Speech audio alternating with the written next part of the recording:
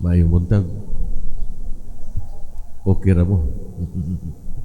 Yung sila nangaluya, Father. Wala mo tunga ang mga lektor.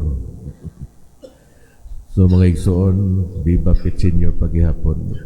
So sa ito, mapagbasa ko mga igsoon, padayon ang pagpagalagad ni Jesus, padayon ang iyahang pagtudlo, padayon ang iyahang pagtubag sa panginahanglan sa mga taon.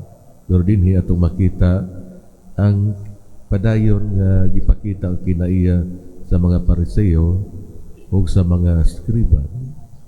Nga dinhi ang mga Pariseo ug mga skriba nangita gayon silang pamaagi aron i-discredit nila si Jesus. Sila nagbantay kung mag-ayo ba siya og mga tao sa adlaw ipapahulay.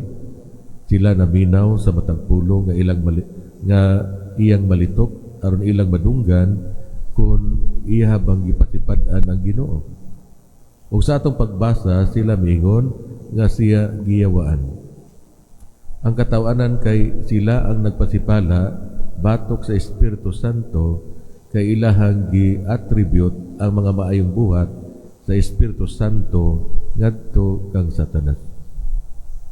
Mga igsoon na dunay mga panahon nga kita wala maka-recognize sa mga maayong butang nga gihimo sa Ginoo kanato, or bisan di kita diha sa good luck, coincidence, or ato ang kaugalingong mga paningkamot.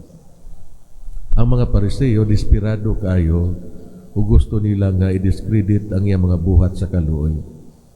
Ang buta nakakita, ang bakol nakalakaw, ang sanlahon na ayo, ang bungol nakadungog, nabanhaw ang mga patay, ug gisangya ang maayong balita ngadto sa mga kabus. Ang mga Pariseo nahibalo nga kini mao ang mga buhat sa Mesiyas nga gitagna ni propeta Isaías. Mga igsoon atong gi-recognize si Jesus nga atong maluluyong Mesiyas ug ana nga atong dungog ug kalipay aron ipadayon ang iyang malingkawas tong buhat sa misyon pinaagi usab sa atong mga maayong buhat. Mangutan na kita karon sa atong kaugalingon. Gikuha ba nato si Jesus nga mao'y tinubdan sa atong kusog, kalig-on ug lig-on nga pundasyon sa atong kinabuhi? Mikupot ba kita kang Jesus sa panahon sa mga bagyo ug unos sa ato ang kinabuhi? May nagpalihog para sa katalingbanong pag-ambot.